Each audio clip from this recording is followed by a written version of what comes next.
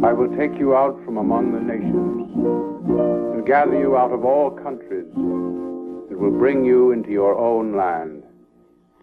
Then shall I sprinkle water upon you, and you shall be clean. A new heart also will I give you, and a new spirit will I put within you. And I will take away the stony heart out of your flesh, and I will give you a heart of flesh.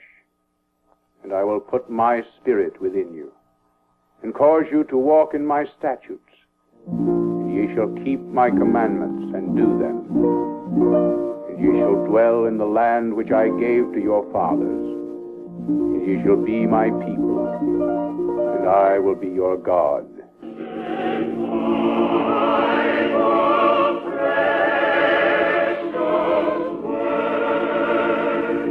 Hello, friends. We want to share with you at this time some of the good things of the Bible, particularly some of its prophecies relating to our time and the wonderful manner in which they are being fulfilled. With me to join in this presentation is Mr. Edward Fay, Bible scholar and international lecturer, and Mr. Norman Woodworth, associate editor of the Dawn magazine.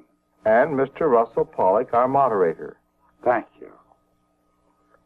Later, we will have the prophet Daniel and the prophet Ezekiel tell us some of the prophecies which the Lord gave to them to record. Mr. Woodworth, would you like to give us some of the background of these prophets? This, I think, may help us to understand their message a little better. Well, Daniel was one of the Hebrews who was taken captive to Babylon by King Nebuchadnezzar. He was a young man at the time.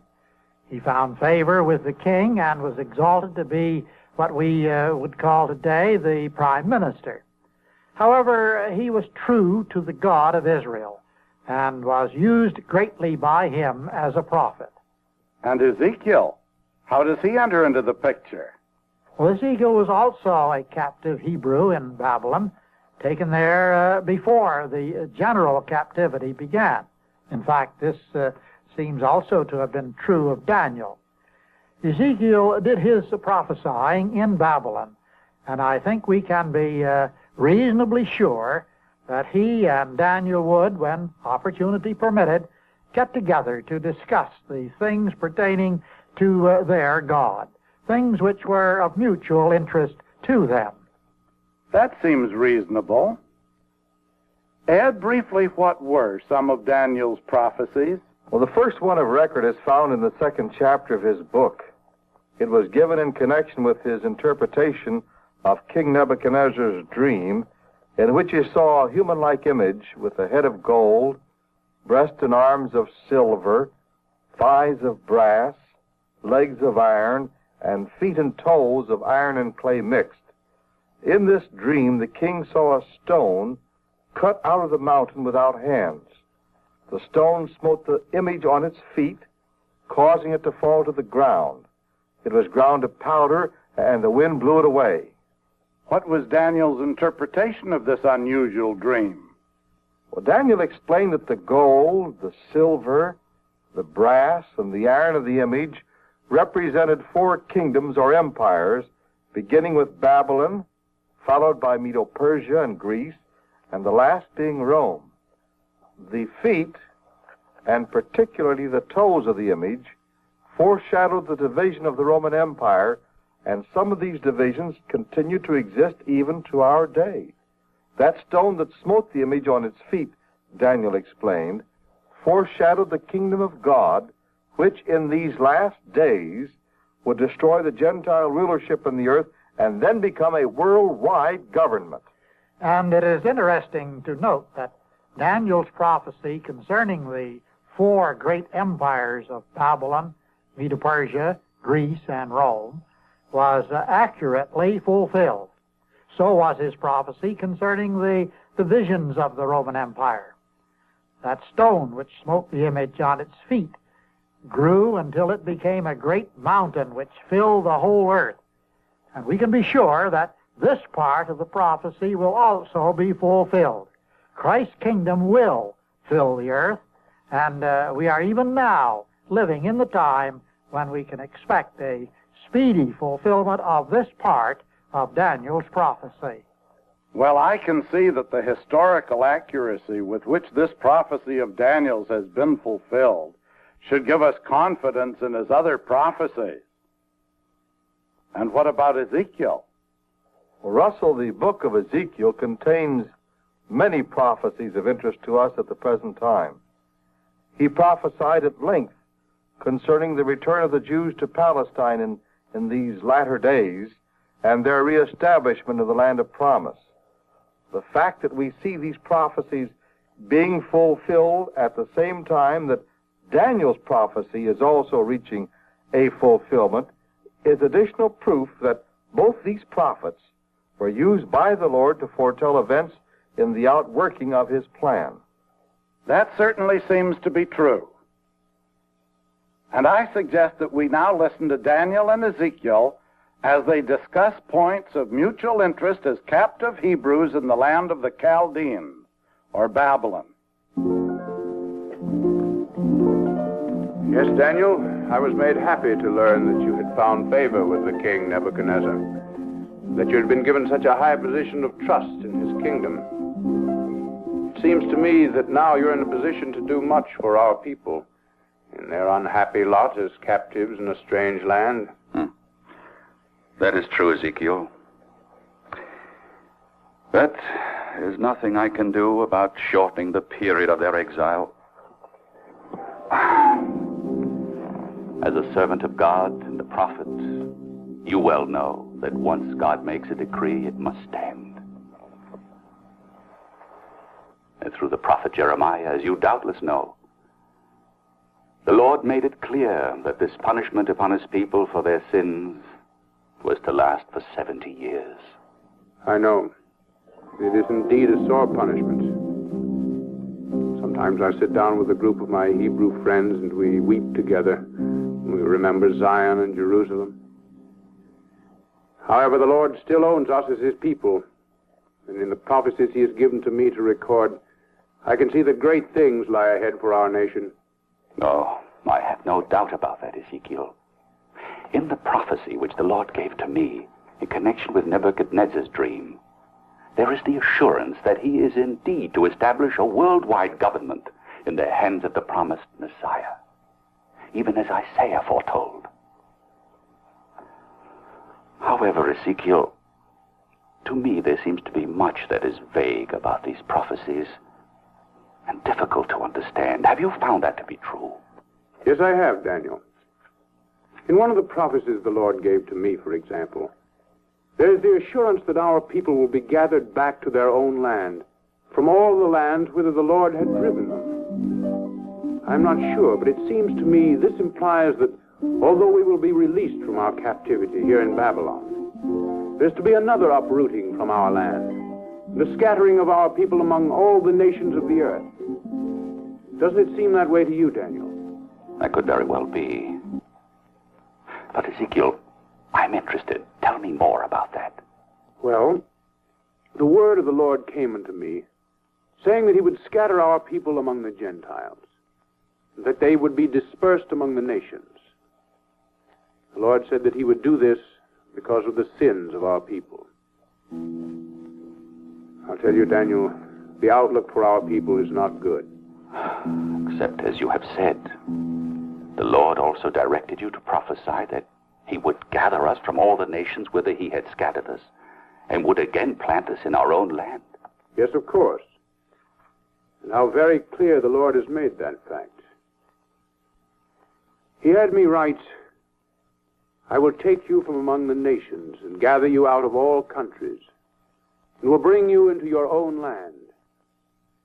Then shall I sprinkle water upon you, and you shall be clean. A new heart also will I give you, and a new spirit will I put within you. And I will take away the stony heart out of your flesh, and I will give you a heart of flesh. And I will put my spirit within you, and cause you to walk in my statutes. And ye shall keep my commandments and do them. And ye shall dwell in the land which I gave to your fathers. And ye shall be my people, and I will be your God. That indeed is a most gracious reassurance of Jehovah's everlasting love for his people. I recall now that Jeremiah recorded a similar prophecy given to him by the Lord. He wrote, "Behold, the days come, saith the Lord, that it shall no more be said, The Lord liveth, that brought up the children of Israel out of the land of Egypt. But the Lord liveth, that brought up the children of Israel from the land of the north, and from all the lands whither he hath driven them. And I will bring them again into their land, that I gave unto their fathers." And I believe Jeremiah also prophesied that the Lord would send hunters and fishers among our people to make sure that they did return to the land of promise. Yes, he did. And that part of his prophecy I find difficult to understand. Well, from what Daniel just said, it seems that the prophets of old did not clearly understand all the things about which they wrote.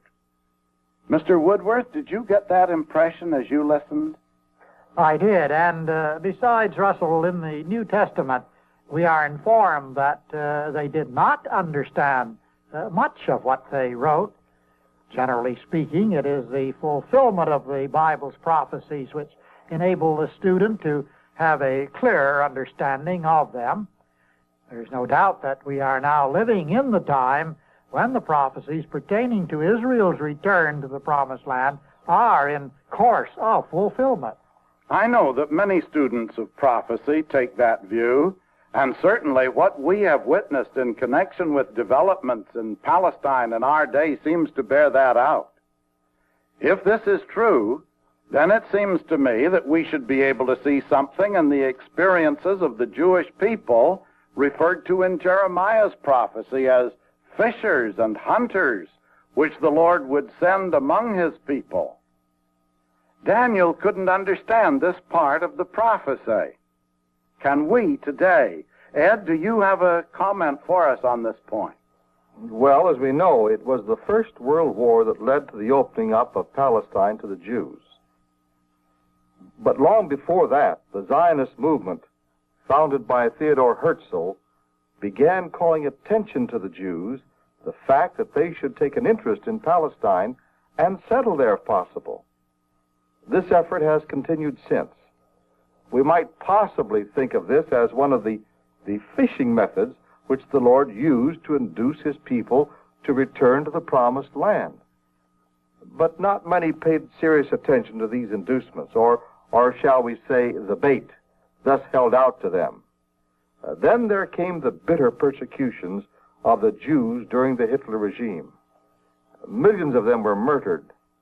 But as a result of this, the European Jews generally, who were still alive, felt that the only thing was to go to Palestine and take part in the rebuilding of that land. I think we might look upon this as part of the fulfillment of the prophecies concerning the hunters, which would, as it were, drive the Israelites back to their promised land. That is very interesting to me. Mr. Woodworth, do you also feel that the prophecies of the Old Testament pertaining to the return of the Jewish people to their promised land are now being fulfilled? I don't think there can be any doubt about this.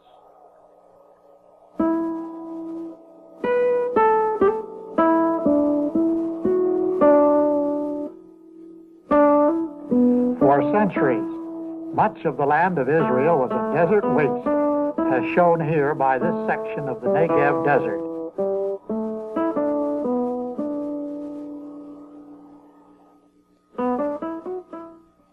Now a new day is dawning in Israel. Its cities and towns are bustling communities of activity. Construction of homes and other buildings is carried on through the use of modern equipment. Haifa is Israel's largest seaport city, and daily becoming more modern. From here, Israeli ships sail to all parts of the world.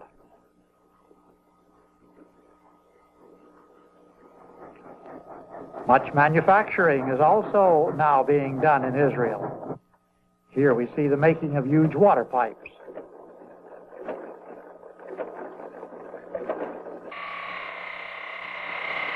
There's also much mechanized farming in Israel. And also farming without the benefit of machines, as these Israelis from all parts of the world work together for the development of the land.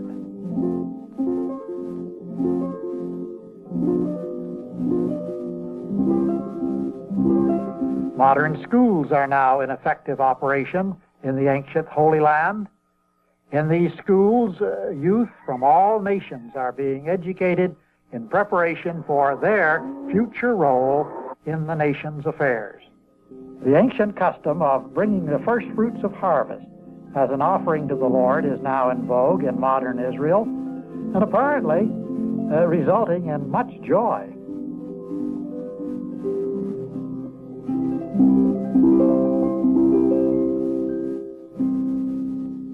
Yes, that is convincing. Surely we are living in a wonderful time in the world's history, a time without doubt when the hand of God is manifest in the affairs of men and when the prophecies of His Word are being fulfilled. And now I think it might be well to get back to Daniel and Ezekiel as they discuss further the prophecies which the Lord gave through them. Yes, Ezekiel. The ways of Jehovah are often shrouded in mystery.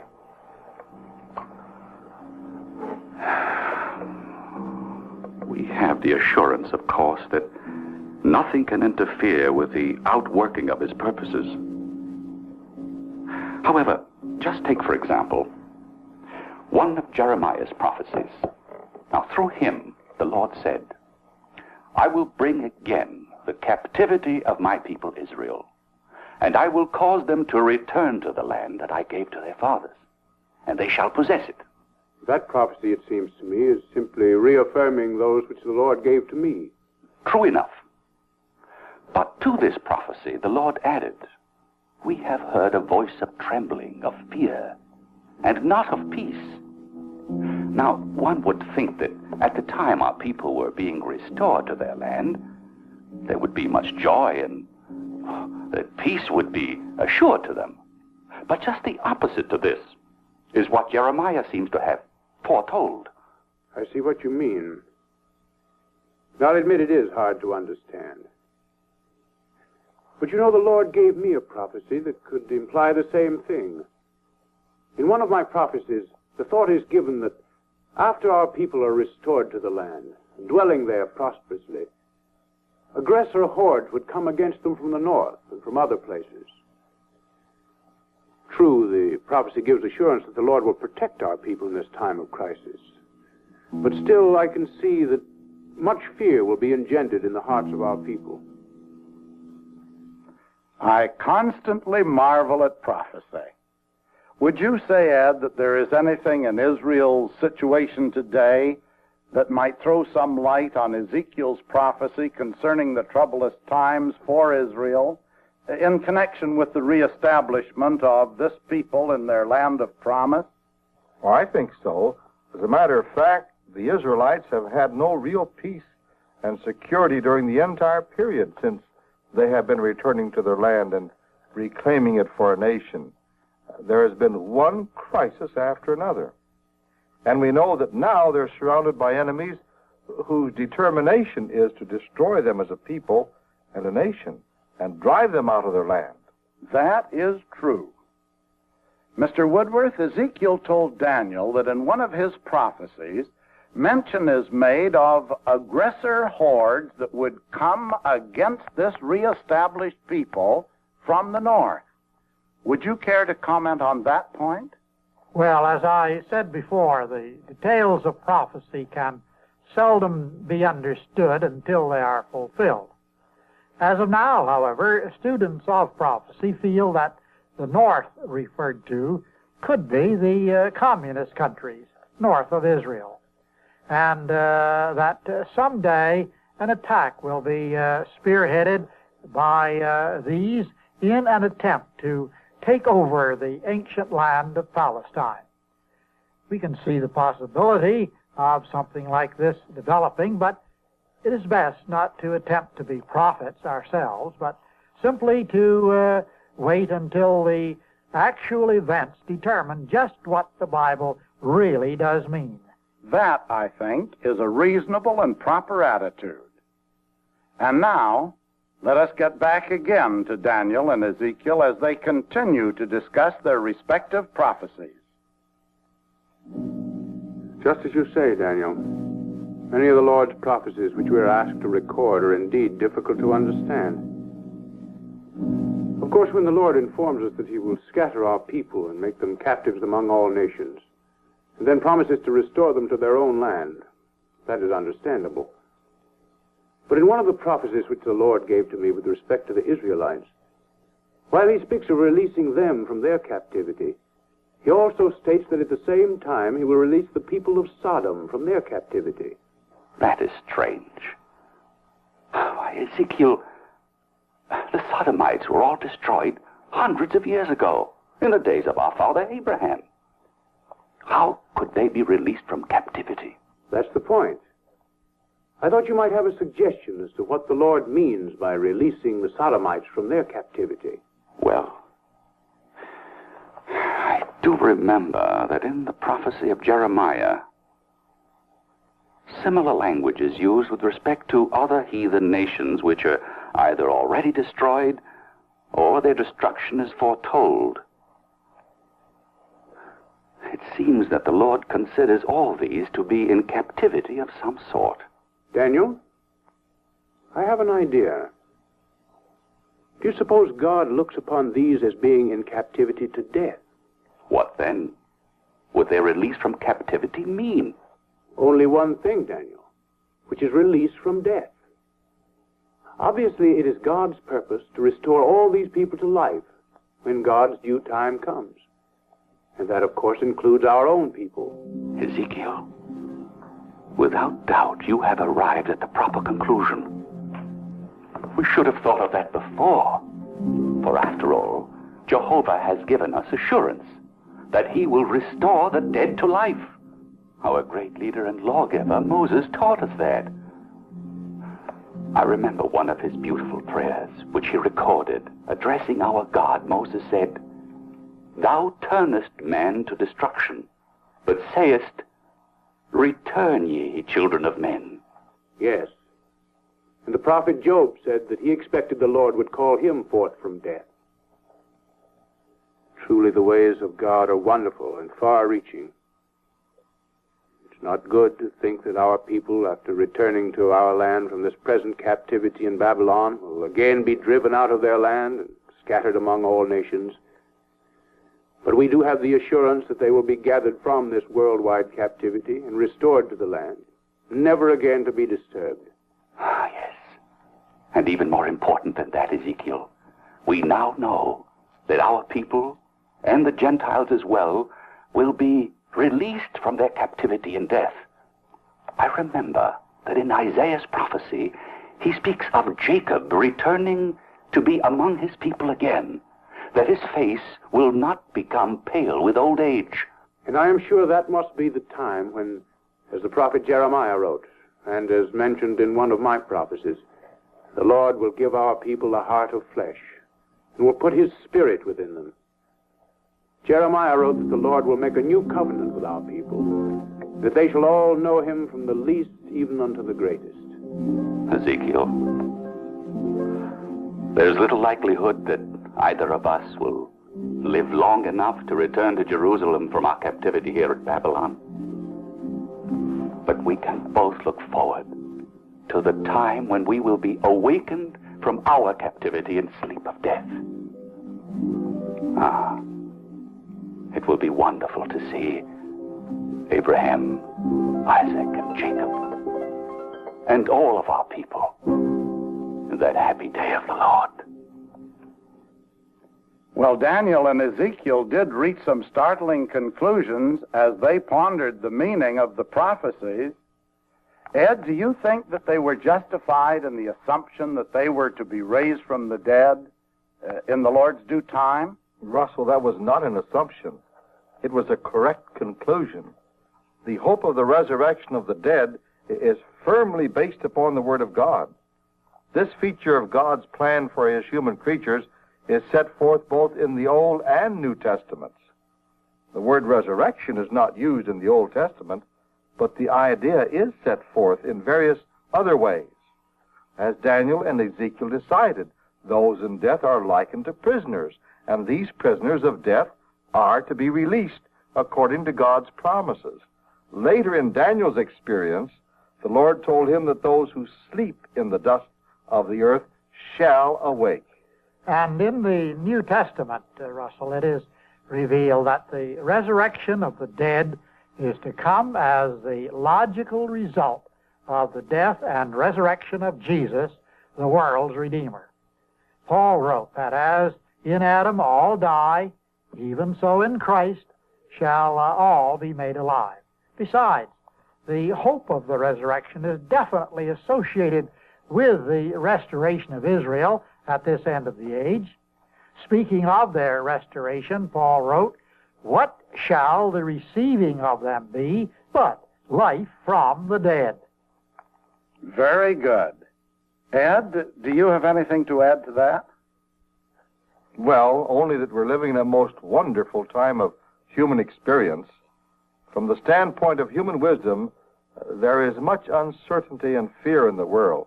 But the Bible assures us that a new day is about to dawn, the Lord's day, when through the agencies of the kingdom of Christ and in fulfillment of the promises of God, all the families of the earth are to be blessed with peace and the opportunity to enjoy health and everlasting life.